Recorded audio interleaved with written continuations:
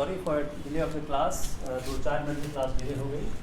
हम लोग शुरू करते हैं आज की क्लास आपकी है 1885 से 1905 तक का जो टाइम पीरियड है वो हम लोग हैंडल करने की कोशिश करते हैं। देखिए, सबसे जो इम्पॉर्टेंट फ्रेम है अपने ये क्लास का, जो सबसे इम्पॉर्टेंट पार्ट हम लोग हैंडल करने की कोशिश कर रहे हैं वो आज हैंडल करते हैं रोल ऑफ प्रेस। प्रेस की क्या भूमिका है, हम रोल ऑफ प्रेस समझने की कोशिश करते हैं कि हमारे स्वतंत्रता संग्राम के आंदोलन में प्रेस की भूमिका क्या थी। बड़ा इंटरेस्टिंग पार्ट है कि प्रेस ने किस तरह से आज़ादी में हेल्प किया।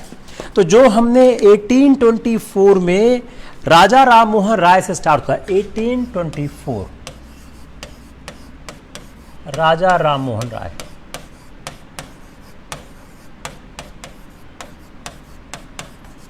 में राजा राम मोहन राय ने जब उन्होंने प्रेस पर अंकुश लगाने वाले कानून के खिलाफ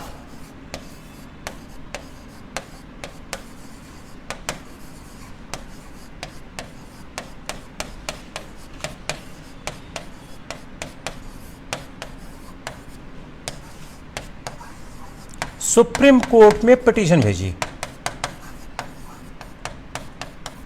तो राजा राम मोहन राय ने सबसे पहले 1884 में सुप्रीम कोर्ट में पिटीशन भेजी, जो उन्होंने प्रेस पर कानून लगाया जाता है। अगर हम 1870 से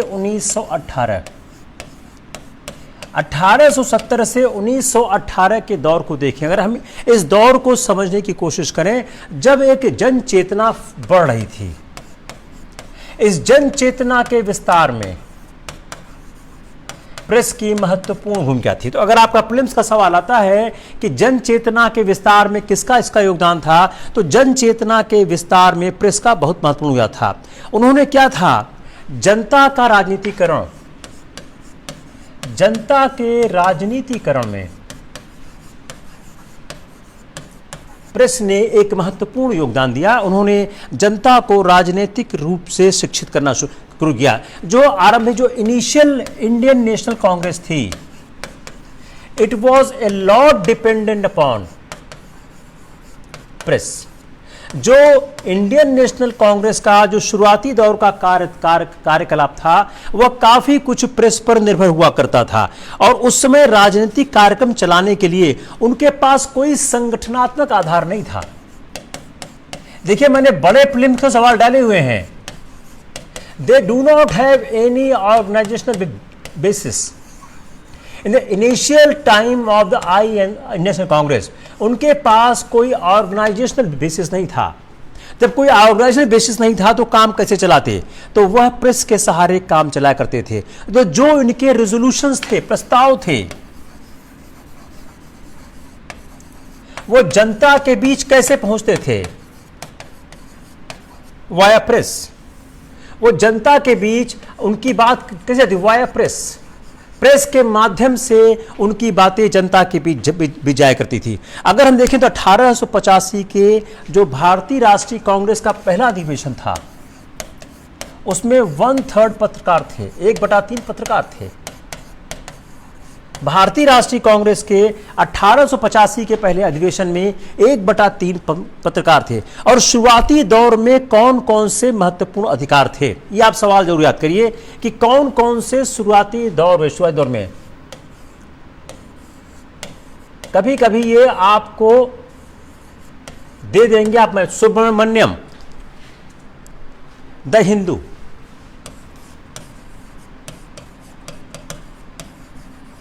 जी सुब्रमण्यम द हिंदू।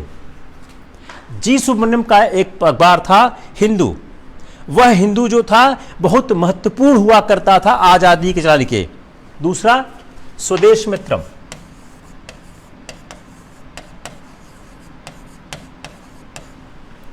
तिलक, मराठा केसरी। ये प्रीलिम्स का बहुत, ये पीसीएस का बड़ा अच्छा सवाल, आईएएस में तो ऐसा सवाल कम आते हैं, पीसीएस का सवाल अच्छा है। तिलक का, मराठा केसरी, सुरेंद्र नाथ बनर्जी बंगाली, सुरेंद्र नाथ बनर्जी, बंगाली। सुरेंद्र नाथ बनर्जी, बंगाली। सुरेंद्र नाथ बनर्जी के संपादन में निकलता था, बंगाली। शिशिर कुमार घोष, मोतीलाल घोष। शिशिर कुमार घोष, मोतीलाल घोष।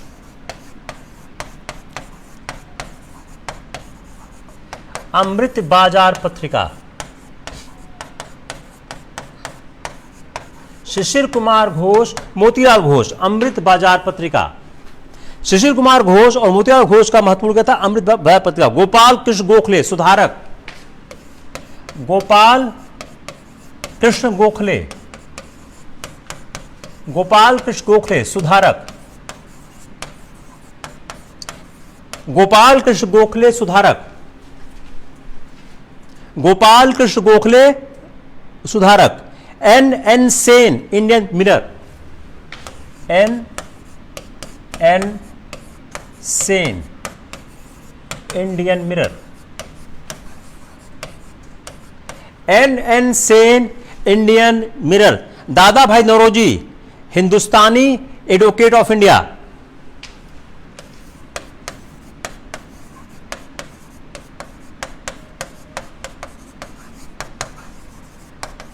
हिंदुस्तानी एंड एडवोकेट ऑफ इंडिया।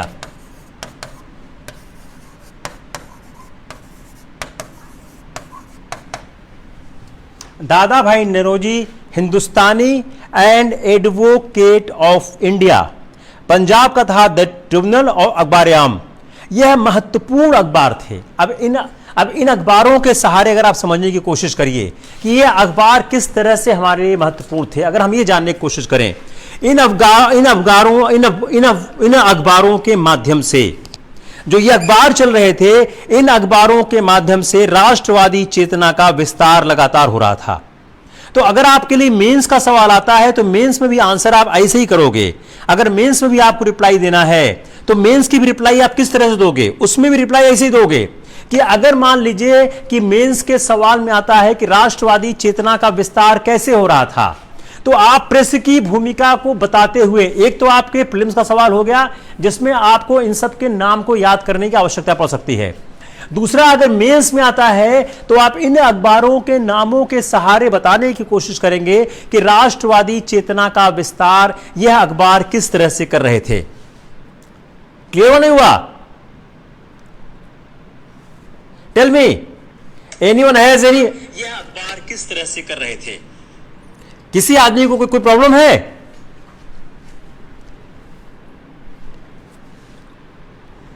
तो ये जो आपके सिविल सेवा परीक्षा का प्रीलिम्स और मेंस दोनों को मिलाकर अगर आप देखें तो यह दोनों ही स्तर पे आपको ये मदद कर रहा है।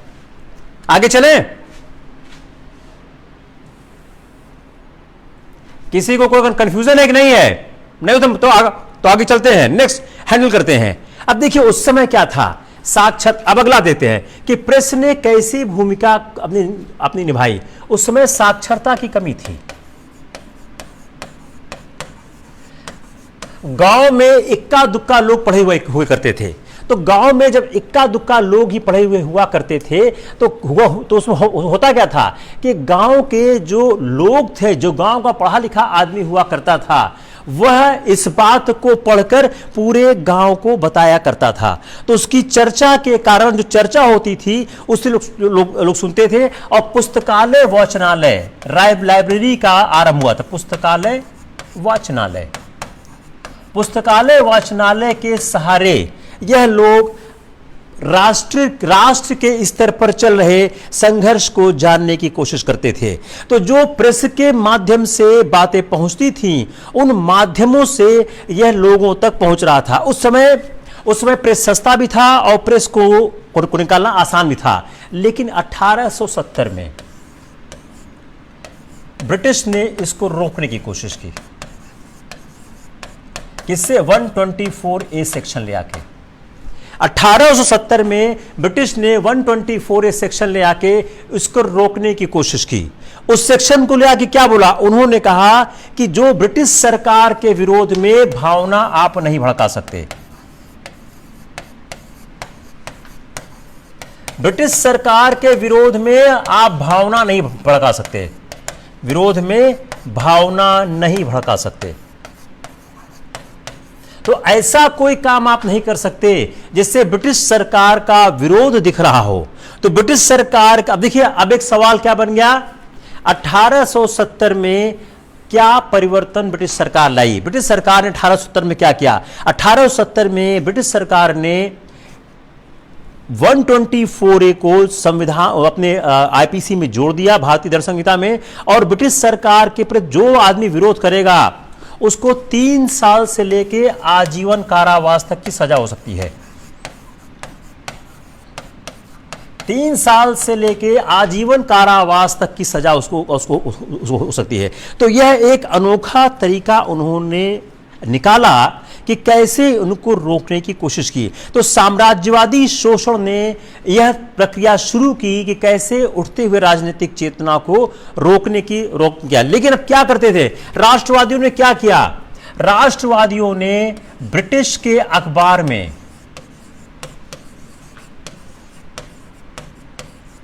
छपा हुआ ब्रिटिश विरोध एज इट इज छापने लग गए, ब्रिटिश विरोध एज इट इज पब्लिश करने लग गए। तो जब 124 आ गया तो उन्होंने एक नई ट्रिक निकाली कि जो ब्रिटिश के पेपर में छपता था उसको वो एज इट इज छापने लग गए। उससे फायदा क्या हुआ कि अब ब्रिटिश इनके खिलाफ कोई एक्शन नहीं ले सकते। क्यों, अगर इनके खिलाफ एक्शन लेना है तो उसके खिलाफ भी लेना होगा जिसने ब्रिटेन में छापा हो। अगर इनके खिलाफ लेना है तो उनके खिलाफ भी लेना होगा जिसने ब्रिटेन में छापा हो। तो उसके कारण दिक्कत क्या आ गई कि यह संभव नहीं था। अगर इनको प्रतिवादी बनाना है तो उसको भी बनाना पड़ेगा जिसने इंग्लैंड में छापा हो, तो यह संभव नहीं था। तो इस कारण से यह चाह कर भी कुछ उनके खिलाफ कर नहीं रहे थे। अब राष्ट्रवादी पत्रकारों को, खासकर जो भाषाई पत्रकारों को रोकने के लिए सारी कोशिश शुरू हुई। अब उन्होंने क्या किया, 1878 में वर्नाकुलर प्रेस एक्ट आ गया। वर्नाकुलर प्रेस एक्ट केम इन 1878। अब वर्नाकुलर प्रेस एक्ट का मतलब क्या हो, पहला ही एक सवाल प्रीलिम्स का कि वर्नाकुलर प्रेस एक्ट का मतलब क्या था। जो लॉर्ड लिटन का प्रशासन था, लॉर्ड लिटन के प्रशासन की धुआंधार आलोचना हो रही थी। There was a lord criticism of the tenure of the Lord Lytton. The Lord Lytton tenure has been declared as a tenure. और उस समय खासकर जो 1876-77 में जो अकाल पीड़ितों को लेकर सरकार की असंवेदनशीलता थी, जो सरकार का अमानवीय रवैया था, उस अनमानवीय रवैये पर प्रेस ने बहुत आलोचना की। तो जो 1878 का जो वर्नाकुलर प्रेस एक्ट आया, यह प्रेस एक्ट क्या था, भाषाई जो रीजनल लैंग्वेज के पेपर्स थे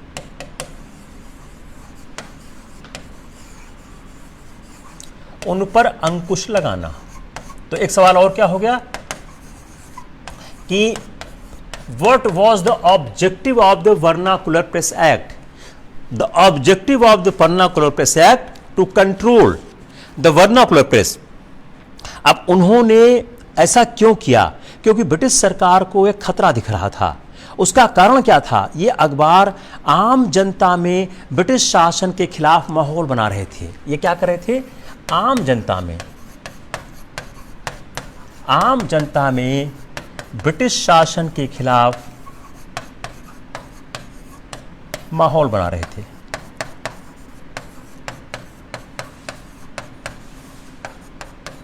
They were generating the disaffection among the British people. तो ये लोग क्या कर रहे थे, ये आम जनता के बीच में ब्रिटिश शासन के विरोध में, ब्रिटिश शासन के विरोध में आम जनता के बीच में ये लोग माहौल बना रहे थे। और इसके कारण उन्होंने जो प्रेस एक्ट आया, तो इस कानून में प्रावधान क्या किया गया कि अगर सरकार समझती है कि कोई अखबार ऐसा कुछ छाप रहा है जो राजद्रोह की तरह का है या सामग्री राजद्रोह की है या उसने सरकार की चेतावनी का उल्लंघन किया है, तो सरकार उस अखबार और उसकी प्रेस सामग्री को जब्त कर लेगी। यह भी बड़ा अच्छा सवाल है कि क्या करती, जब्त कर लेगी, सीज कर लेगी। If the government is thinking that, if the government is thinking that कि जो सरकार है, if government is thinking that कि जो समाचार छापा जा रहा है वह सेडिशन उसमें है, राजद्रोहात्मक है, तो वह जो प्रेस चीजों को छाप रहा है वह सरकार की चेतावनी का उल्लंघन कर रहा है।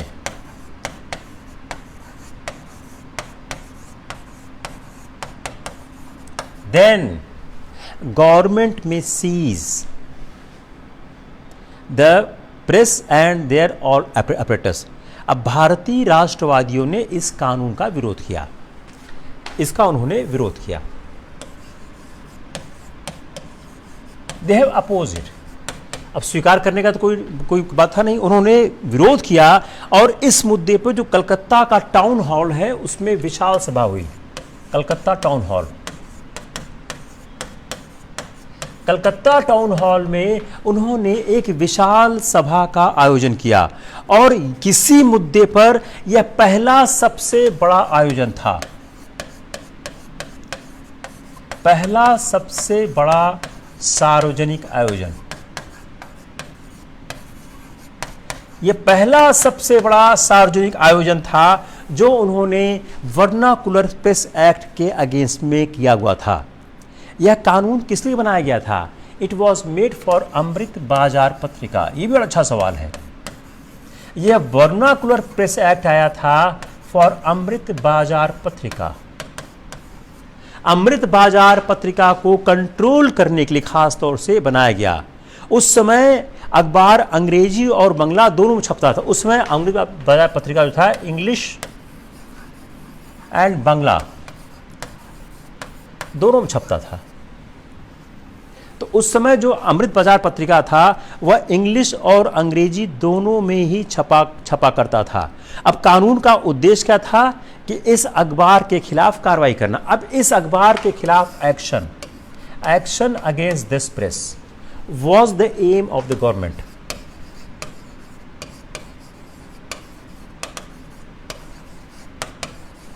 It was the aim of the government। इस प्रेस के खिलाफ एक्शन जो है वह सरकार की कार्रवाई थी, लेकिन अमृत बाजार पत्रिका ने रातों रात इसको सिर्फ अंग्रेजी कर दिया, ओनली इंग्लिश कर दिया। अब देखिए यहां से आपके प्रीलिम्स का एक सवाल बहुत अच्छा बन रहा है।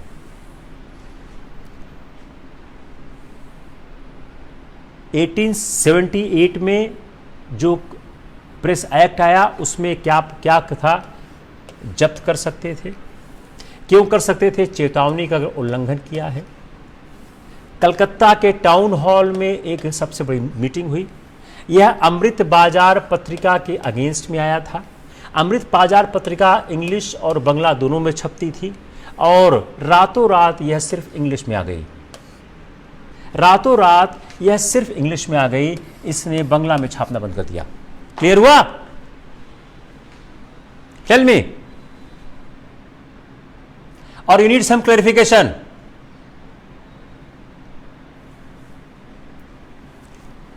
बताएं फास्ट।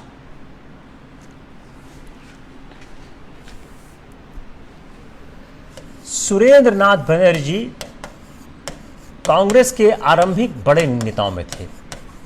जो आरंभिक कांग्रेस थी उसके सुरेंद्र नाथ बनर्जी एक बड़े नेताओं में थे। तो इनका मैं जिक्र क्यों करना चाह रहा हूं? ब्रिटिश सरकार द्वारा पत्रकारिता के लिए सजा पाने, for the press, first person punished कौन थे? सुरेंद्र नाथ बनर्जी। सुरेंद्र नाथ बनर्जी जो एक बड़े नेता थे, वह पत्रकारिता के लिए ब्रिटिश सरकार द्वारा सजा पाने वाले पहले भारतीय थे। और जो सुरेंद्र बनर्जी थे, उनको एक मुकदमे के फैसले के खिलाफ लिखने की सजा दी गई। सजा क्यों दी गई? एक मुकदमे के फैसले के खिलाफ लिख दिया इन्होंने। अब मुकदमा जरूरत नहीं जाने के लिए, नहीं तो बहुत ज़्यादा हो जाएगा। He has written against the order of one matter। तो एक मुकदमे के फैसले के खिलाफ लिखने के कारण इनको सजा हो गई। तो जो सुरेंद्र नाथ बनर्जी थे, जो फाउंडिंग फादर थे इंडियन नेशनल कांग्रेस थे, he was the first person to go jail in performance of duty as a journalist. और जो इन्होंने एक मुकदमे के फैसले लिखा, और जो मुकदमा क्या था, वो शालिग्राम का मुकदमा था। हमने शायद पिछली बार बताया हुआ है। जस्टिस नॉरिस उनमें इन्वॉल्व थे। जस्टिस नॉरिस ने क्या किया कि एक परिवार में शालिग्राम की मूर्ति को लेकर विवाद हो गया। जस्टिस नॉरिस ने शालिग्राम की मूर्ति को अदालत में उन्होंने मंगा लिया। यह चेक करने लिए प्रतिमा कितनी पुरानी है। इसको देखकर लोगों की भावनाएं भड़क गईं। और सुरेंद्र नाथ बनर्जी ने 1883 में जो उनका अखबार था बंगाली, उन्होंने 1883 में जो उनका अखबार था बंगाली, जो मैंने पहले जिक्र किया है, उसमें उन्होंने इस फैसले के खिलाफ लिखा, इस फैसले की भर्त्सना कर दी। अब इसके कारण उन्होंने नाराज़गी हो गई और उनको 2 मास की कैद दी गई, उनको 2 महीने की सज़ा दी गई।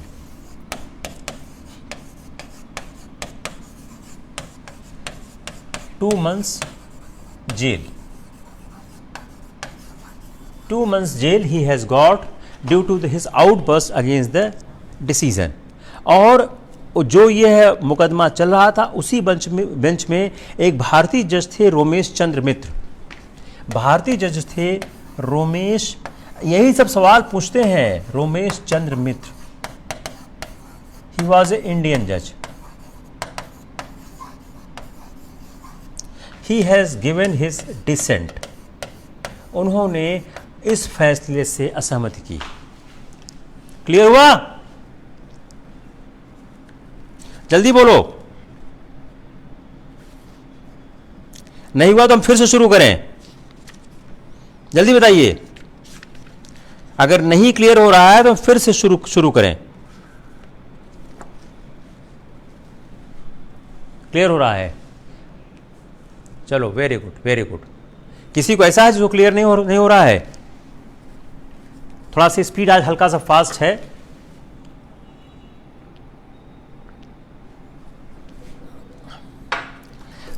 बगैर तिलक के बारे में बात किए प्रेस एक्ट खत्म नहीं होता। Let's talk a bit about the तिलक।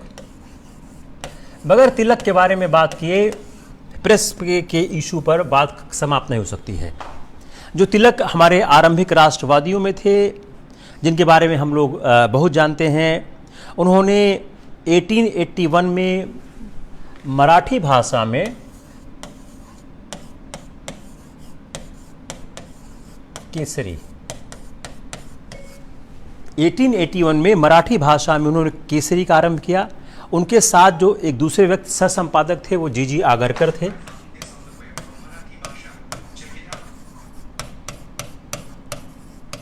वो जी आगरकर थे। और 1888 में उन्होंने, और दूसरा उन्होंने अंग्रेजी का निकाला, मराठा। तो you need to know both the things, the language in which he has published. The first he has the Kesari was in the Marathi language and Maratha was in the English language. और उन्होंने इन दोनों अखबारों के माध्यम से ब्रिटिश शासन के खिलाफ जो है जागरूकता अभियान आरंभ किया। उन्होंने इसके माध्यम से जागरूकता अभियान आरंभ किया। 1893 में देखिए, आप इसको आप क्रोनोलॉजी से देखिए। गणेश उत्सव। 1893 में उन्होंने गणेश उत्सव को आरंभ किया। उस गणेश उत्सव को आरंभ करने का पर्पस क्या था? यह एक ऐसा प्रोग्राम जो राष्ट्र प्रेम की बात करते थे, राष्ट्रवादी भावना बताते थे। 1896 में शिवाजी जयंती,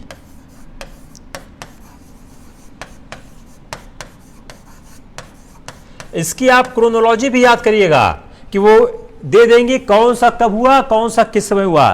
तो 1893 में राष्ट्रीय, अब ये सवाल आए गणेश उत्सव क्यों आरंभ किया गया? राष्ट्रीयता के प्रचार के लिए चलाया गया और उन्होंने शुरू किया। और 1890 में शिवाजी के महोत्सव के लिए उन्होंने वह शिवाजी जयंती आरंभ की और यह राष्ट्रीय संघर्ष के लिए हुआ। और उन्होंने कपड़े पर लगा जो उत्पाद शुल्क था, विदेशी वस्त्र बहिष्कार आंदोलन, इसको भी याद करिए कि गांधी के पहले ही विदेशी वस्त्र बहिष्कार आंदोलन आ गया था। विदेशी वस्त्र बहिष्कार आंदोलन।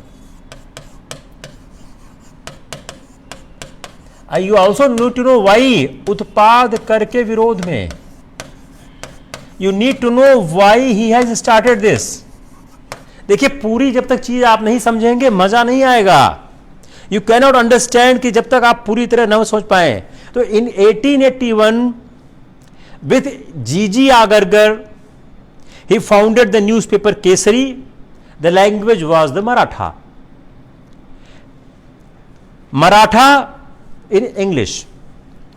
In 1888, he took over the two papers and used column to spread the discontent against the British rule. In 1893, he started the practice of using traditional religious Ganpati festival. In 1896, he started Shivaji Festival to stimulate nationalism among young Maharashtrian. आप इसमें याद करिएगा, among young Maharashtrian, यही कह के सवाल गलत करा देंगे। अब आपको क्या याद करना है कि गणेश उत्सव क्यों आरंभ हुआ और शिवाजी क्यों आरंभ हुआ। दोनों उत्सव के आरंभ होने का कारण क्या था? There was a difference between these two. The 1893 जो उन्होंने स्टार्ट किया Ganpati festival, why? To propagate nationalist ideas through patriotic songs. In 1896 he started Shivaji festival, why? To stimulate nationalism among the young Maharashtrians. You need to remember these two. यही आपके सवाल में लिख देंगे। इस सवाल को आप ABCD करके देखो, गलत हो जाएगा कि शिवाजी ने, तिलक ने 1893 में गणेश उत्सव शुरू किया। गणेश उत्सव शुरू करने का कारण क्या था? राष्ट्रवादी भावना थी। सी, शिवाजी ने 1896 में शिवाजी जयंती शुरू किया। डी, शिवाजी जयंती शुरू करने का मामला क्या था? To stimulate the nationalism in young Maharashtrian. अब only A, only B, ABCD। अगर आपको चारों कंट्रोल में नहीं होगा तो गलत हो ही जाएगा। और उन्होंने उसी साल ऑर्गेनाइज किया all Maharashtra campaign for the boycott of foreign cloth. किस लिए? In protest against the imposition of the excise duty.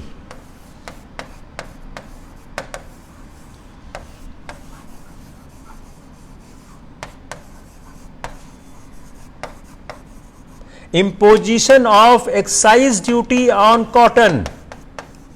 अगला सवाल हो गया कि इन्होंने जो विदेशी वस्त्र बहिष्कार आंदोलन था, अब इंग्लिश में अगर कहना चाहे, जो उन्होंने कैंपेन किया कि फॉरेन गुड्स को बॉयकॉट किया जाए, बॉयकॉट ऑफ फॉरेन क्लोथ्स, उसका कारण क्या था?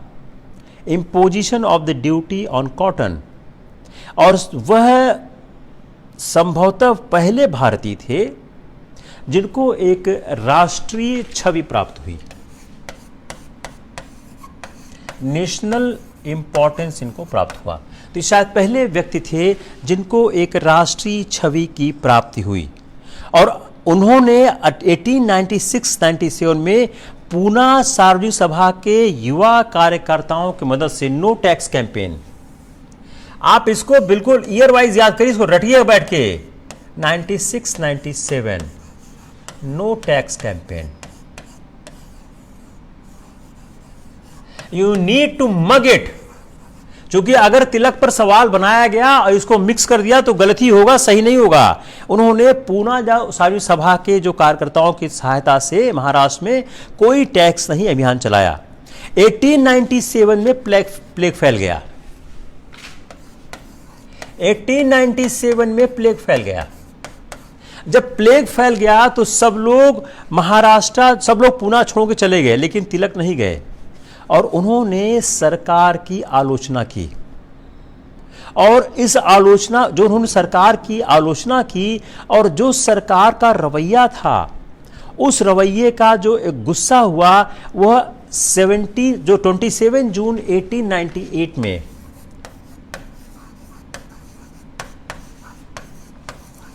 चापेरकर ब्रदर्स क्या किया था? चापेरकर बंधुओं ने क्या किया था बताइए, किसी को याद है? चापेरकर बंधुओं ने, जो पूना के प्लेग कमेटी अध्यक्ष थे, रैंड और आयरस्ट, पूना प्लेग कमेटी के अध्यक्ष थे,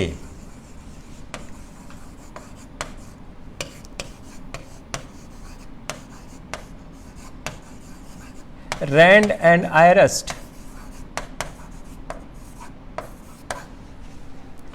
इनके साथ क्या किया? हत्या कर दी। और सरकार के प्रति जो जन आक्रोश उभर रहा था 1894 से, वह सरकार की नीतियों के कारण था। अगर हम यह समझने की कोशिश करें कि जो सरकार के खिलाफ एक आक्रोश उभर रहा था, वह जो आक्रोश था वह आक्रोश लगातार बढ़ता जा रहा था। तो जो सरकार के प्रति जन आक्रोश 1894 से ही ऊपर आना शुरू हो गया था, वो सरकार की लेवी और कर नीति थी, मुद्रा नीति थी, अकाल नीति थी। तो सरकार की नीति के असंतोष, सरकार की नीति से असंतोष।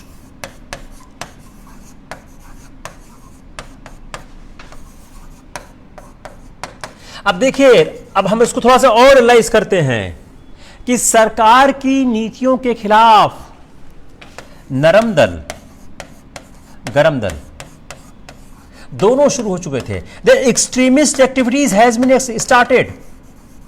अगर सवाल आपका आता है कि भारत में एक्सट्रीमिस्ट एक्टिविटीज कब शुरू हुई है, तो आपको स्टार्ट करना पड़ेगा कहां से? यहीं से स्टार्ट करना पड़ेगा, यहीं स्टार्ट करना पड़ेगा आपको।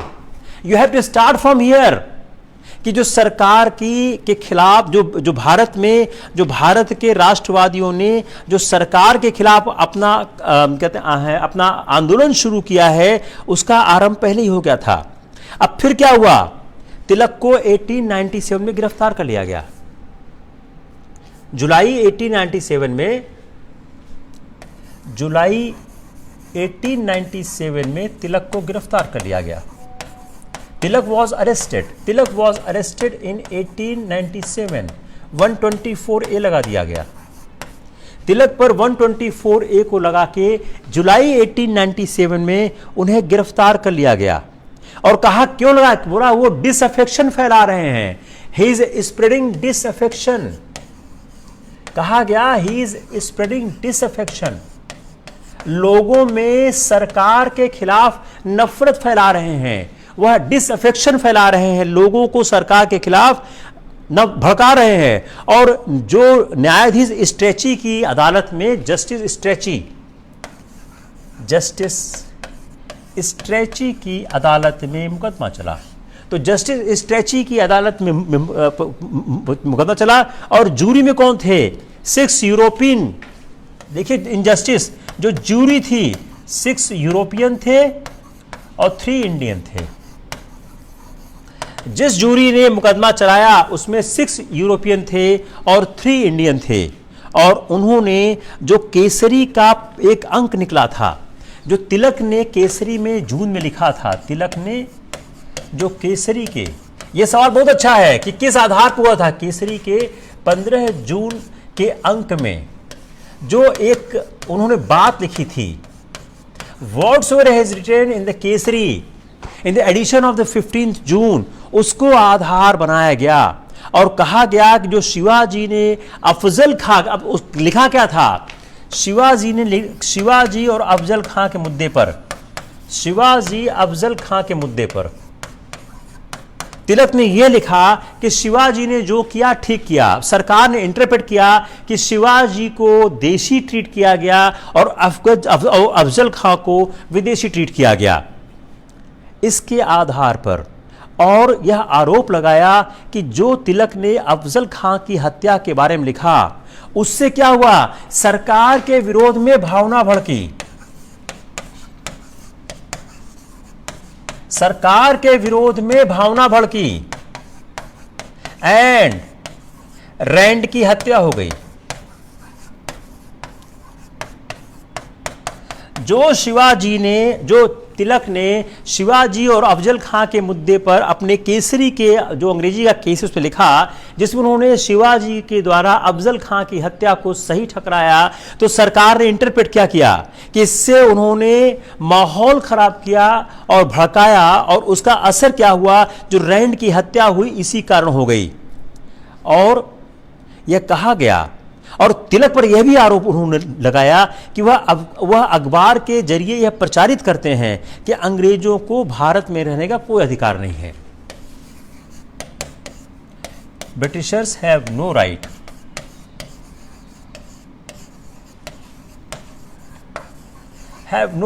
To stay in India. Britishers को कोई राइट नहीं है इंडिया में रहने का, ये भड़का रहे हैं। इसलिए सरकार ने सारे अभियोग को लगा के, सरकार जो अभियोग लगाए उन्होंने इस आधार पर उनको दंड दिया और जूरी का फैसला 6-3 था। 6 यूरोपियन उनके अगेंस्ट में थे, 3 इंडियन उनके फेवर में थे और भारतीय सदस्यों की राय में तिलक अपराधी नहीं थे। लेकिन इससे क्या हुआ, तिलक रातों रात हीरो हो गए, रातों रात बड़े नेता हो गए। तिलक रातों रात बड़े नेता हो गए, इसलिए लोगों को बहुत अंदर तक छुआ। और 1800, बहुत अच्छा ये सवाल है, 1897 अमरावती कांग्रेस, 1897 के अमरावती कांग्रेस में, 1897 के अमरावती कांग्रेस में जब यह मामला आया तो अब आपको यह भी जानना चाहिए कि अमरावती कांग्रेस की अध्यक्षता किसने की थी। 1897 के अमरावती कांग्रेस अध्यक्षता की थी MC शंकरन ने। MC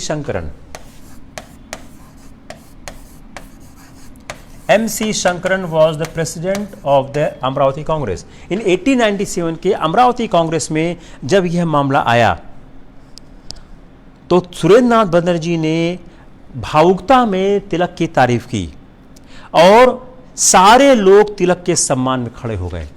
तो यह एक भावनात्मक क्षण था कि जब किसी एक राष्ट्रीय नेता के समर्थन में पूरे कांग्रेस के लोग खड़े हो गए।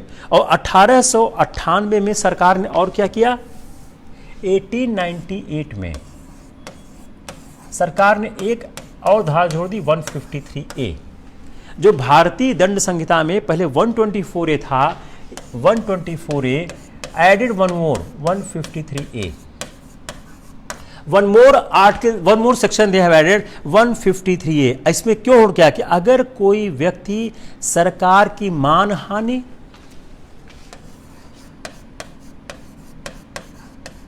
डिफेमेशन, नफरत, डिसअफेक्शन, अगर कोई व्यक्ति सरकार की मानहानि करता है या सरकार के खिलाफ कोई नफरत फैलाता है, डिसअफेक्शन करता है, तो वह भी अपराध होगा। अब इस कानून ने फिर एक विरोध का स्वर भारतीयों को दे दिया, विरोध का स्वर भारतीयों में जग गया।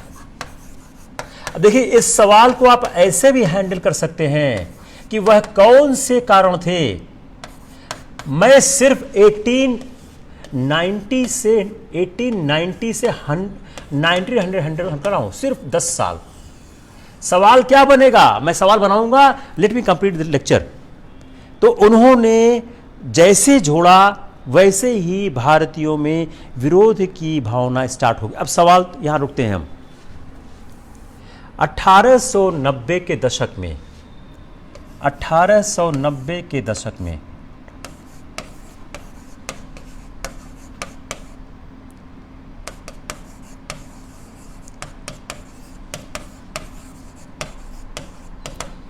राष्ट्रवादी भावनाएं भड़कने का क्या कारण था? For this question I travelled here, only for this question. What was the reason? What was the reason for the propagation of the nationalist thought or nationalist sentiment in the for the period between 1890 to 1900? यह सवाल handle ही नहीं होगा अगर आप इस lecture को इस तरह से देखने की कोशिश नहीं करेंगे। अगर आप इस तरह से लेक्चर को देखेंगे, अब ये सवाल आपका, ये सवाल आएगा कैसे? प्रीलिम्स का तो कोई सवाल आप कर लोगे, ये सवाल आएगा कैसे? मैं इस सवाल को देखता हूं 150 वर्ड्स में, 150 वर्ड्स के क्वेश्चन में आएगा। उसमें आपको 3 चीजों का आंसर करना पड़ेगा। एक, British act, 2, Indian resistance, 3, outcome. आपको ये बताना पड़ेगा कि ब्रिटेन ने क्या क्या किया, भारतीयों ने उसका क्या क्या रेजिस्टेंस किया। अच्छा, इसको और कर सकते हैं, 1890 टू 1900 भी कर सकते हैं। दूसरा, 1875 टू 1900 भी कर सकते हैं। बोथ दे कैन डू, दोनों कर सकते हैं।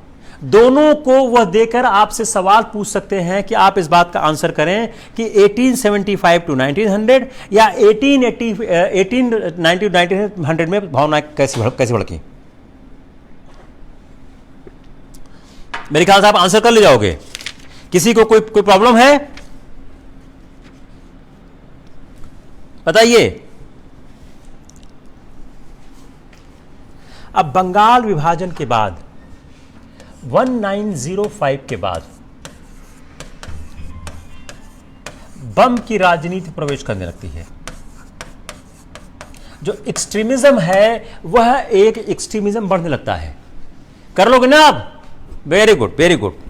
और जब वो बढ़ने लगता है तो सरकारी अफसरों पर हमले लगते होते। भारतीय संघर्ष में आतंकवाद में बमों का प्रवेश हो गया। उस पर तिलक ने एक पूरा आर्टिकल लिखा और उन्होंने व्यक्तिगत हत्याओं की उन्होंने निंदा की।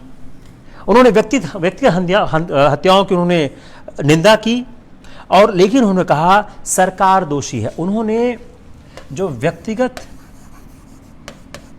हत्याएं थीं, जो इंडिविजुअल किलिंग थी, इंडिविजुअल किलिंग,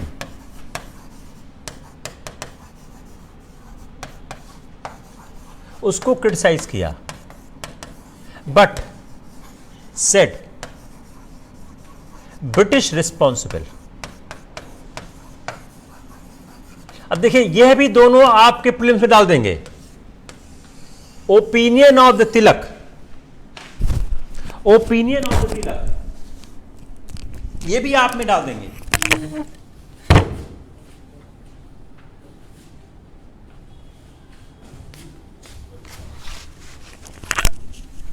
कि जो व्यक्तिगत हत्याएं हो रही थी उसमें तिलक का दृष्टिकोण क्या था, ओपिनियन ऑफ द तिलक क्या था। उन्होंने इंडिविजुअल किलिंग को क्रिटिसाइज किया, but said government is responsible. अब तिलक को फिर राजद्रोह के आधार पर 1908 में गिरफ्तार कर लिया गया।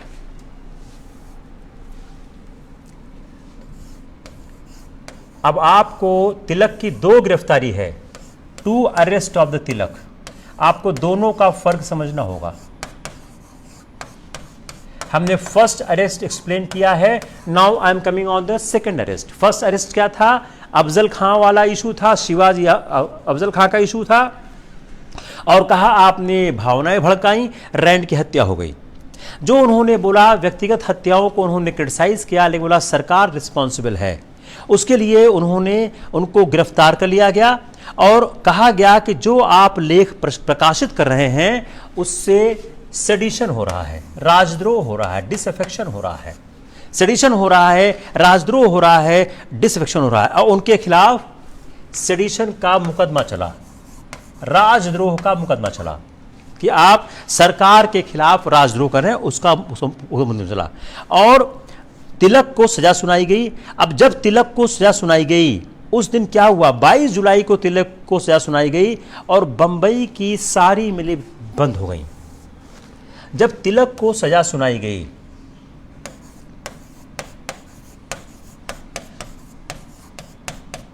सारी कपड़ा मिलें बंबई की, all cloth shop of the Bombay, सारी कपड़ा मिलें बंद हो गई।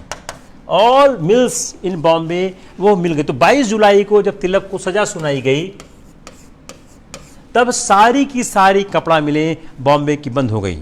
और गांधी जी ने भी इस पर यंग इंडिया में लेख लिखा था। और जो बाद में गांधी जी ने ये लेख लिखा, 1922 में गांधी जी पर भी सेम चला मुकदमा 124A पे। अब गांधी और तिलक के बीच के मुकदमे का कंपैरिजन भी आप समझिए। 1922 में जो गांधी जी ने कहां लिखा, यंग इंडिया में लिखा। उस यंग इंडिया में लिखे आर्टिकल को देख के उन पर मुकदमा चलाएगा और उन्हें भी तिलक की तरह 6 साल 6 इयर्स का इम्प्रिजनमेंट दोनों को मिला था। गांधी को भी मिला था और तिलक को मिला था। तो उनको भी 6 साल की सजा सुनाई गई, उनको भी सुनाई गई। लेकिन दोनों फर्क क्या था, तिलक ने अपने ऊपर लगाए आरोपों से इनकार किया था।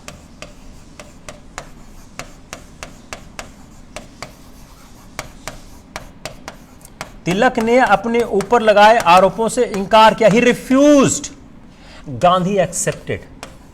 जब मैं गांधी का ट्रायल पढ़ाऊंगा आपको 1922 का, देन आई विल टेक, शायद मैं 20-25 मिनट लूंगा गांधी के ट्रायल पे, देन यू सी कि Gandhi trial is different one.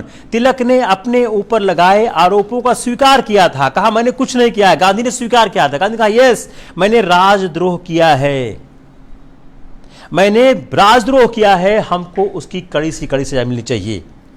अगर हम इस बात को देखते हुए हम राष्ट्रवादी आंदोलन के आरंभिक चरण को समझने की कोशिश करें कि जो राष्ट्रवादी आंदोलन का आरंभिक चरण है, तो एक तो आप ये देख रहे हैं जो तिलक का, दूसरा 1892 से 1904, 1892 से 1904 का जो राष्ट्रवादी आंदोलन है, उसमें काउंसिल सुधारों की बात कम सुनाई देती है।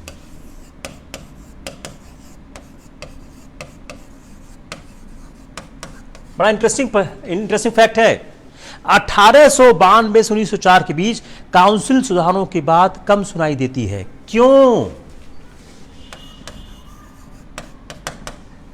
यही आपको लिख देंगे, काउंसिल सुधार कम, the issue of reform in the council is less. Why? पहला तो यही आप गलत कर दोगे, क्योंकि आपके दिमाग में ये बैठा हुआ है कि 18 की जो प्रारंभिक राष्ट्रवादी हैं वह काउंसिल सुधार की बात करते हैं। लेकिन जैसे ही आपके सामने ये आएगा कि 1892 से 1904 में काउंसिल सुधार की बात कम होती है, आपको आश्चर्य। क्यों?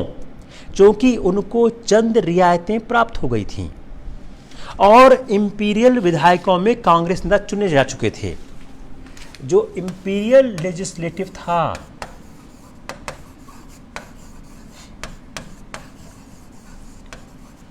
The leaders where there.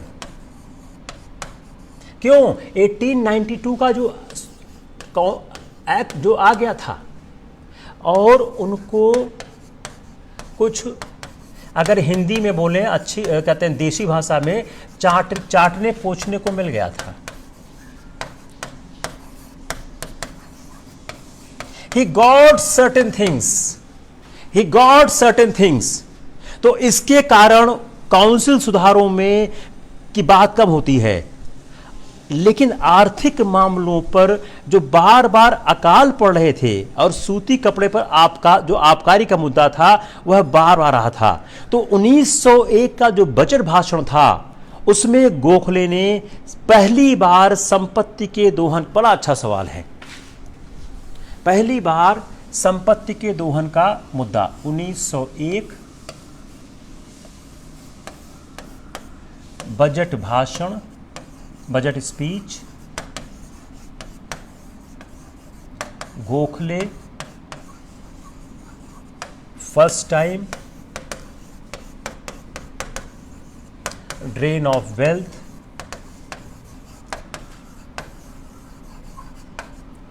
Imperial legislative council, imperial legislative council 1901 के, मैं फिर रिपीट कर रहा हूं, 1901 में बजट भाषण करते हुए गोखले ने पहली बार संपत्ति के दोहन के सिद्धांत को इंपीरियल लेजिस्लेटिव काउंसिल के सम्मुख प्रस्तुत किया। क्लियर हो गया? तो अगर आप इस तरह से देखने की कोशिश करें तो आप कह सकते हैं कि हमारा जो राष्ट्रीय आंदोलन है उस राष्ट्रीय आंदोलन में हम उनको कई चरणों में देख सकते हैं, और उन चरणों को अगर देखने की कोशिश करें तो हमको जो पहला चरण दिखता है वह जो पहला चरण दिखता है वह 1892 तक है, 1885 टू 1892। अगर हम राष्ट्रीय आंदोलन के इस भाग को देखें, हम लोग 1905 तक चल रहे हैं, अगर फर्स्ट पार्ट देखें तो 1885 से 1892 तक है। इस समय तक ह्यूम की बहुत चलती थी, इस समय तक ह्यूम की बहुत चलती थी, और ह्यूम ज़्यादातर राष्ट्रीय आंदोलन में हावी हुआ करते थे। और कांग्रेस के अगर पहले 5 अधिवेशन को देखें, if you see the first 5 session of the Congress, if you see the first 5 session of the Congress, मैंने सब कांग्रेस की हिस्ट्री पढ़ के निकाला है, आप लोग एग्जाम में लिखना जरूर, कि आप लोग लिखो, नहीं इतनी मेहनत मेरी खराब चल जाए। अगर हम 1885 से 92 तक पहले 5 अधिवेशन को देखें तो जहां 1885 में 72 थे,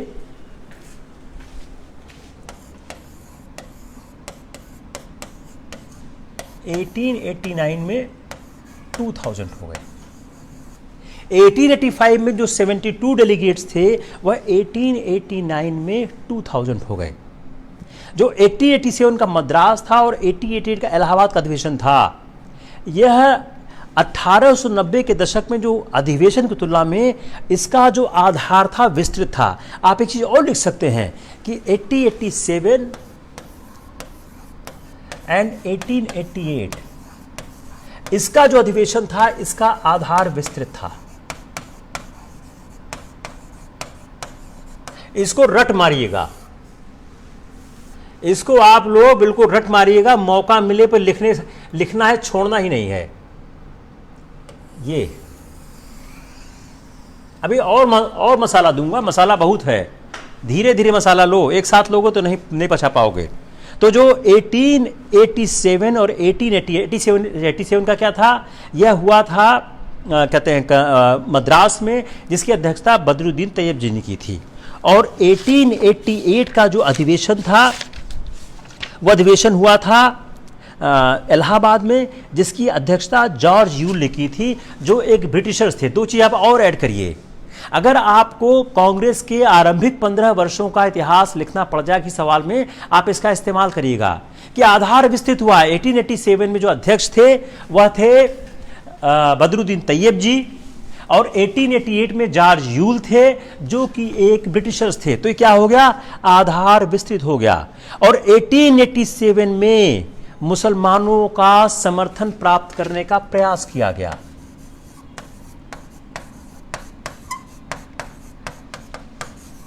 (1887) में मुसलमानों का समर्थन प्राप्त करने का प्रयास किया गया। It has been made attempt कि कैसे मुसलमानों का ज्यादा से ज्यादा समर्थन प्राप्त हो, और बदरुद्दीन तैयब जी उस समय खुद अध्यक्ष हुआ करते थे।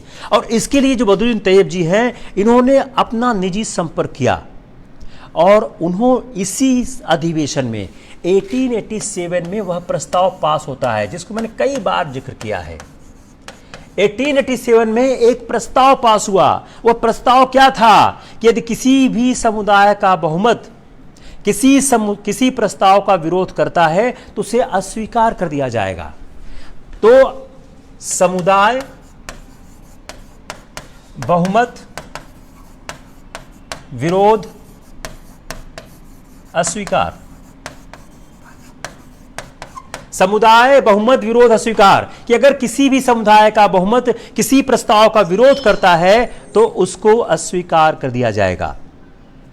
और उन्होंने 12 प्रादेशिक भाषाओं में पर्चे निकाले, इन 12 रीजनल लैंग्वेज। बताऊंगा भी तब मैं क्यों पढ़ा रहा हूं। आई विल टेल यू कि why I am teaching this thing. 12 प्रादेशिक भाषाओं में उन्होंने पर्चे निकाले। इसकी थोड़ी सफलता जरूर प्राप्त हुई। और 1885 से 1892 के पीरियड को देखें तो जो कांग्रेस अधिवेशन में मुस्लिम रिप्रेजेंटेटिव थे वह 13.5% थे। 13.5% मुस्लिम थे। 1885 to 92 जो मुस्लिम थे वह मुस्लिम कितने थे? 13.5% थे। और 1893 to 1905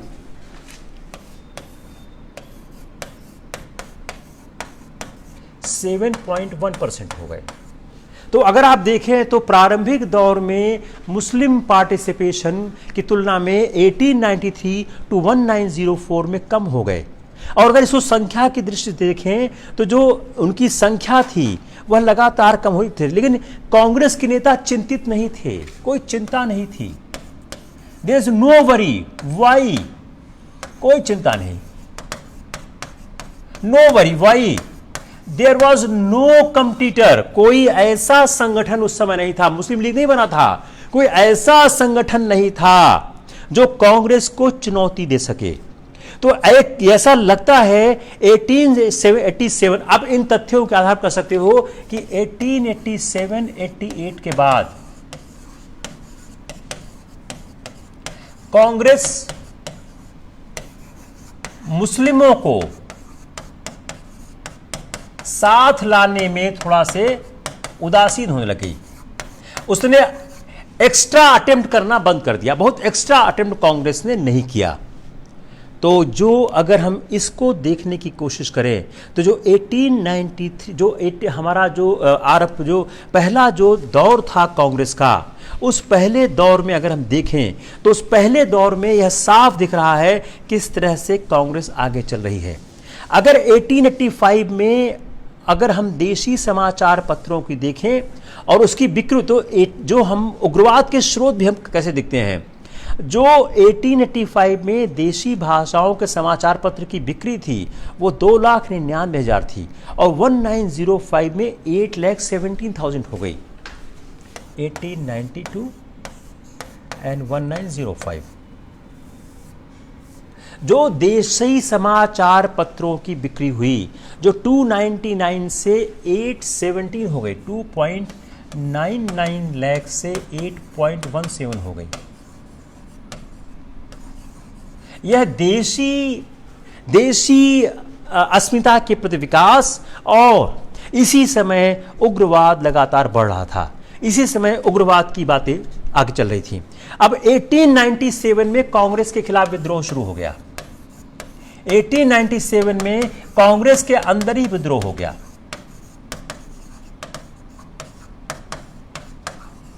कांग्रेस के अंदर ही लोग कांग्रेस को बुरा भला कहने लगे। अश्विनी कुमार दत्त ने कहा यह कुछ नहीं है, यह 3 दिन का तमाशा है। यह भी सवाल आ चुका है, किसने कहा कांग्रेस को कि 3 दिन का तमाशा है? 3 दिन तमाशा। अश्विनी कुमार दत्त ने कहा कांग्रेस का कुछ नहीं है, अश्विनी कुमार दत्त, कि कांग्रेस का जो अधिवेशन है ये कुछ नहीं होता है, ये सिर्फ 3 दिन का तमाशा है कि 3 दिन इकट्ठा हो जाओ, अपनी बातचीत करो। और उन्होंने 1887 कहां कहा था ये? 1897 का अमरावती अधिवेशन,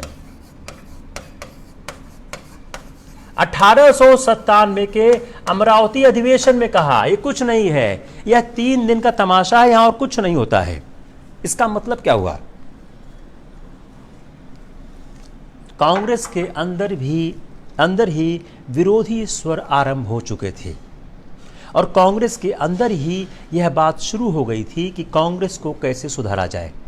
और 1893 में जो पंजाब के कांग्रेस प्रतिनिधि थे वह संविधान सभा को बनाने पर बल देने लग गए। 1893 में ही संविधान सभा को बनाने में जोर देने लगे। They are started emphasising that कि संविधान सभा को बनाया जाना चाहिए। तो 1893 से ही इसकी बात आरंभ हो गई। अब यहीं से तिलक का आरंभ होता है।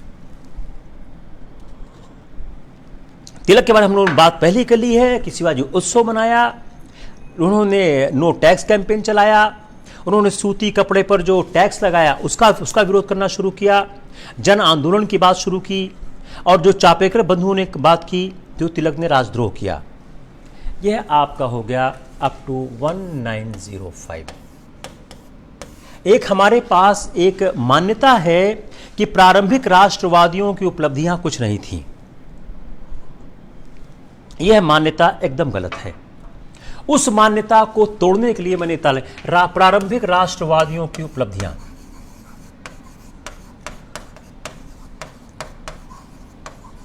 प्रारंभिक राष्ट्रवादियों की उपलब्धियां, जो अर्ली नेशनलिस्ट थे, वो अर्ली नेशनलिस्ट कोई ऐसे लोग नहीं थे, कोई बिके हुए लोग थे। अगर हम प्रारंभिक कांग्रेस के चरणों का अगर हम एक मूल्यांकन करें कि जो कांग्रेस हम थोड़ा से इवेल्युएट करते हैं कि जो कांग्रेस का आरंभिक चरण था उसका मूल्यांकन किस तरह कर सकते हैं। धर्मनिरपेक्ष लोकतंत्र, secular and democratic. Let me analyze on the basis of the lecture I have just given. Secular and democratic. उसके लिए अगर देखें तो कांग्रेस एक धर्मनिरपेक्ष संगठन थी। उसके लिए आप पहला इस्तेमाल क्या करेंगे? 1885 से 1890 के कांग्रेस अध्यक्ष की लिस्ट। अभी मैंने आपको लिस्ट दे दी है। उसमें कौन कौन थे? अलग अलग जातियों के लोग, अलग अलग संप्रदायों के लोग कांग्रेस के अध्यक्ष थे। मुसलमानों से अपील की गई, कांग्रेस में आप शामिल हुए। जो भारतीय काउंसिल अधिनियम पारित हुए, जो एक्ट पारित हुए, उसमें इनका दबाव निश्चित रूप से रहा। तो भारतीय राष्ट्रीय कांग्रेस की स्थापना के बाद से जो एक्ट पास हुए, जो 1892 का एक्ट पास हुआ, उस एक्ट को अगर देखा जाए तो भारतीय राष्ट्रीय कांग्रेस का असर दिखता है कि उन्होंने निश्चित रूप से उसमें फर्क लाने की कोशिश की। तो एक आपने इस्टेब्लिश किया कि जो ये शुरू के लोग थे, जो लोग देशभक्त थे, यह लोग कोशिश करते थे। इन्होंने जो एक फाउंडेशन बनाया, इस फाउंडेशन पर हमारा आंदोलन विकसित हुआ। लेकिन इनमें कमियां भी थी। कमियां क्या थीं? इनकी अपनी सीमाएं थीं। यह जनता के बीच नहीं जाते थे, यह बड़े लोग थे, यह काउंसिलों तक सीमित थे। जो कांग्रेस का आरंभिक ढांचा था वो किसका था? एलीट क्लास का था, पत्रकारों का था, एजुकेटेड लोगों का था, रिफॉर्मिस्ट का था, एडवोकेट्स का था, वकीलों का था, डॉक्टरों का था। ये जनता से जुड़ने की बात नहीं करते थे, ये नरमपंथी थे, इनमें हिंदुत्व था। 1892 से 1909 के बीच का अगर हम कांग्रेस का एक खाका देखें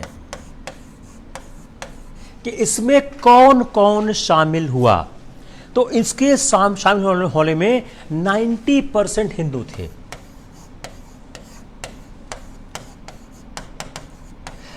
90% शामिल होने वालों में हिंदू हुआ करते थे और इनके अनेक सदस्य जो है अनटचेबिलिटी में यकीन रखते थे, अनटचेबिलिटी में बिलीफ रखते थे। इनके बहुत से सदस्य थे जो अनटचेबिलिटी में बिलीव करते थे। अनटचेबिलिटी में बिलीव करने वाला व्यक्ति कैसे आम जनता तक पहुंच सकता है। ये गोरक्षा आंदोलन चलाया करते थे और मुसलमानों की सहभागिता का मैंने दिया कि वो उसमें अभाव था।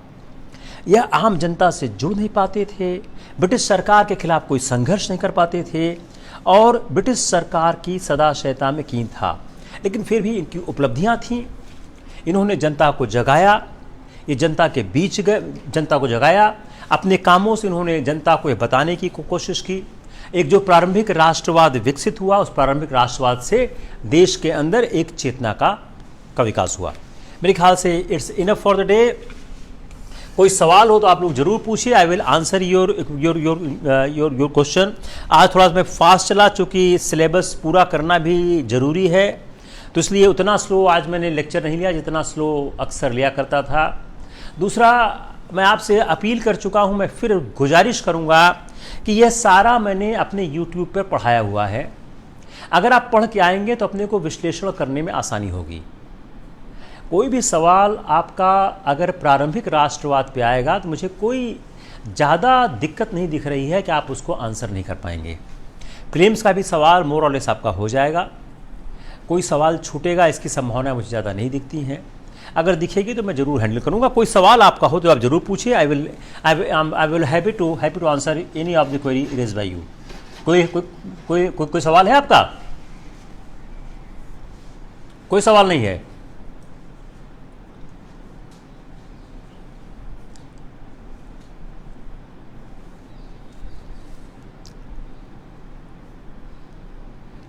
आप लोग, मैं हर बार कहता हूं, आप लोग इस लेक्चर को ज़्यादा लोगों से शेयर करिए। मैं बहुत रिसर्च करके पढ़ाता हूं। मैंने पहले भी कहा है कि मैं आपकी कोई क्लास कैजुअल नहीं लेता हूं।